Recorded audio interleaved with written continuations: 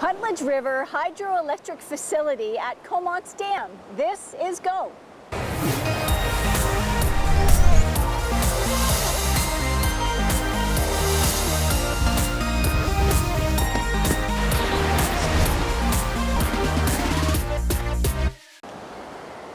Here at the Comox Dam, I'm joined by Mr. Stephen Watson, who is with BC Hydro, and he is going to explain to us where we are in the system of the whole of the Puntledge River Hydroelectric Facility. So we're at the Comox Dam. This is the Comox Dam. This is the beginning. We have the Comox Lake Reservoir. This dam impounds some of the water. Okay. And the actual dam is about 300-400 meters downstream of the reservoir. It's actually within the river system. Okay. And so we have 2 spillway gates here. They're operational. We're providing some flows downstream for fish habitat. We provide here for flood risk management to fish habitat flows, drought conditions in summertime. Here we have a fish ladder. So fish can actually get upstream and access the Crookshank River system. Oh, cool. Of course, we have public recreation. There's a lot of dynamics here, and of course, it's a beautiful day. So it's a fantastic day. Now, I have a question. When we get a lot of rainfall and the lake level goes up or the reservoir goes up, what do you do with the spill gates? Do they go up or down?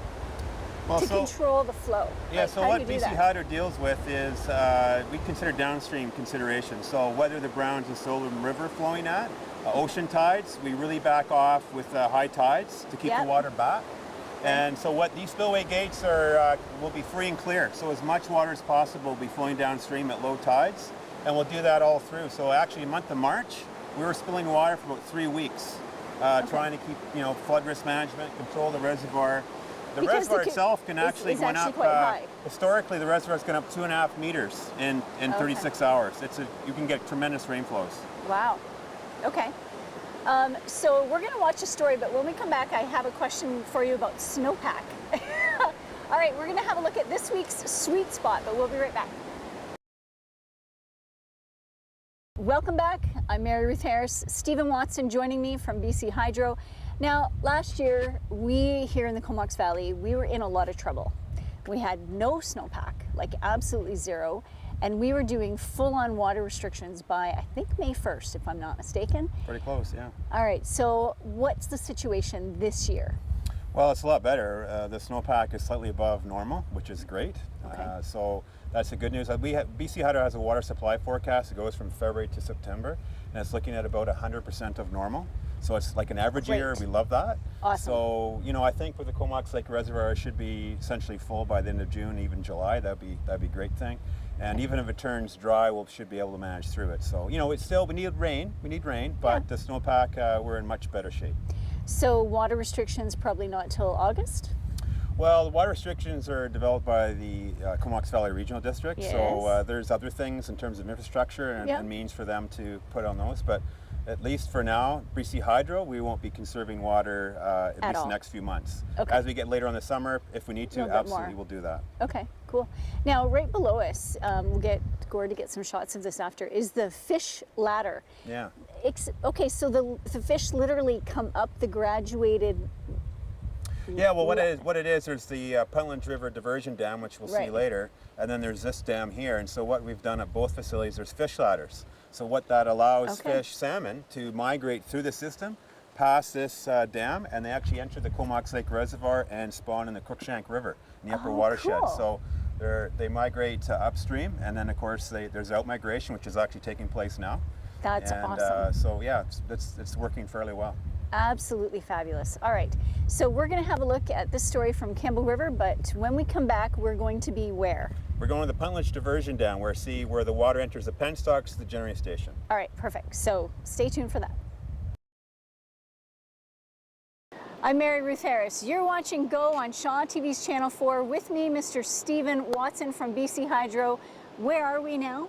We're on the Puntledge River Diversion Dam, about almost 4 kilometers downstream of the Comox Dam. From where we were before? Yes. Okay, so what we're going to do now is we're actually going to take a short break, but when we come back, Stephen's going to explain all of the aspects of this particular facility. So stay right where you are.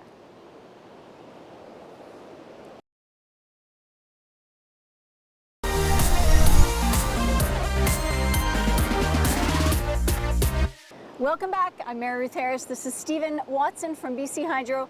Now we are at the Puntledge, what did you call it? Puntledge Diversion Dam. So this is where water flows either enter the penstock to the generating station, or they go over top of the dam and have a fish habitat flow along the river system. So it separates. It goes in two different directions. Oh, cool. That's kind of neat. So the penstock, where does that go? So the penstock's about 5 kilometers long, and it travels to the Puntledge River Generating Station. It's 24 megawatts. We're going to hear about Deneen Gould. He's going to talk a little bit about that, which is great. And then back into the river system where it meets up with the original Puntledge River system. All right. Now, how do you protect the fish that might end up down this route instead of over there with the river system? Yeah, well, fish move up the system with the fish ladders, and of course they out-migrate, the fry and the smolt. So some do absolutely enter the penstock. So we have what we call Iker fish screens. Oh, cool. They're a fine mesh that's angled kind of downstream, and fish move up the water column and then enter those pipes that we have and go back into the Puntledge River system. So that's what we try to do. So we clean them 3 times a year to try to have them efficient. Okay. Now, the Puntledge water system is used heavily by the population. So how do you manage the safety around that? Because you've got 2 dams and a journey station. Yeah, the water flows can change. We try to communicate as much as we can with the community, whether it's fish migration flows. We have 17 of them over the seasons. Okay. We have the annual kayak festival, but then we get into flood risk management situations. Right. But on top of that, we have what we call unplanned events, where water that's intended to go through the penstock just happens maybe once a year, every 2 years. There's an issue. The intake gates close and the water spills over the diversion dam. So rather than 5-6 cubic meters per second going down the river, you add on about another 27 on top of that. So that's why we have a siren system. It's one of our. This system is the highest public safety risk of all of our facilities. Right. So yeah, we do the best we can, and it's important that we maintain that public safety, and hopefully people are aware of that. All right.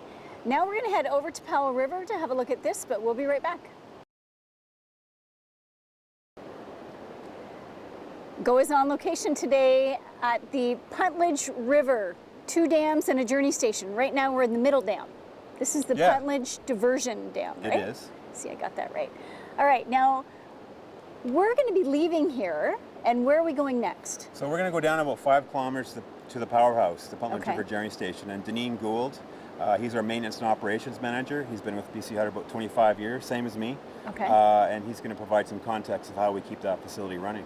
Okay, so he's gonna talk to me and not you. Absolutely. All right. Yeah. Okay. So while we are doing that trek downstream, you get to watch this from right here in the Comox Valley. Have a look.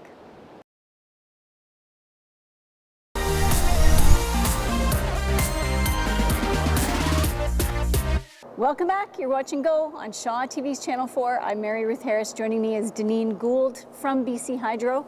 Right behind us is G1, the generator here at the journey station at the, Puntledge Generating Station. The Puntledge Generator. So where are we on the Puntledge River? Are we at the south end? We're at the south end of the river. So the water has left Comox Lake. It's flown down the channel through the spillway. It gets to our intake structure, then through a wood stave penstock to a steel pipeline, and ends up here. And ends up here. All right.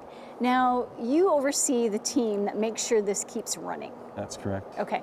So talk about, like, all of that happens, but it doesn't happen automatically. You guys keep it going. No, it doesn't. So how many people? We all think, at home you flip a light switch, light comes on, right? There's a lot of stuff has to happen before that actually occurs. Okay. So my folks, the folks that I work with, we maintain and operate the generating stations themselves. So this is where the rubber meets the road, where the hydroelectricity comes from. Okay. So to do that, we need a team of mechanics, and we need a team of electricians. We have what's called CPC technologists. We have general tradesmen. We have environmental specialists. We have we have a lot of people. We have a lot of people, a complete team to look after things. We have capital engineers and we have maintenance engineers. There's a whole staff. And do you have somebody on the environmental side as well? Yes, In the biology? Yes, we have natural resource specialists. Okay. And we also have other natural resource specialists that are actually on call whenever Eva's not available. Eva Wickman is our natural resource specialist. Great. So we have round the clock coverage. So if someone like myself needs some help, I can always call and get someone. What is your biggest challenge here at the Puntledge Journey Station? Here at Puntledge, there's really kind of 2 challenges that we find. One is the weather, because the Very river, unpredictable. Very unpredictable. The weather and the river is very flashy. So when the precipitation comes, it ends up in the reservoir very quickly, and it ends up here very quickly. So we do a lot of things to control that water. Okay. The second is aging equipment. We're actually currently right now replacing a bearing. You can see here's the bearing that was removed. Okay. And cool. we're in the process of replacing this bearing. All right. And Very it's cool. again, it's because it's served us very well for a number of years, but like anything, it doesn't last forever. Okay. It needs a little loving. So if you can hang tight with us for a minute, we're just Sure. going to go away and watch the story, and we'll come right back. Certainly. So right now we're going to have a look at this from Campbell River. Now that is a long way down. So what's down there? That is a pressure regulating valve. Okay, so what does that do? What does it do? Basically, we have the generator that flows water and the pressure regulating valve that can flow water. Okay. Normally, the generator is running, so all the water is flowing through the generator. Okay. If there's a problem with the generator, if it suddenly shuts off, we have to open the pressure regulating valve to maintain the water flow. So they kind of do a bit of a dance like this cool. to make sure that the discharge out of the plant is even. And so that when somebody flips their light switch, the lights still come on. The lights still come on. All right, well, thank you so much for this little mini tour. This has been really, really interesting. Yeah, my so pleasure. Appreciate your time. My pleasure. Thank you so much for watching Go this week. It has been a blast to learn all about the Puntledge hydroelectric generating system. Did I get that right, Stephen? All right, thanks so much. And if you want more information, check out the BC Hydro website, because there's a ton of information there about all the different systems. And of course, the big build that's happening up in Campbell River, the John Hart Dam Generating System build. Redevelopment project. Redevelopment project. All right, thanks so much. Have a great week. We'll see you soon.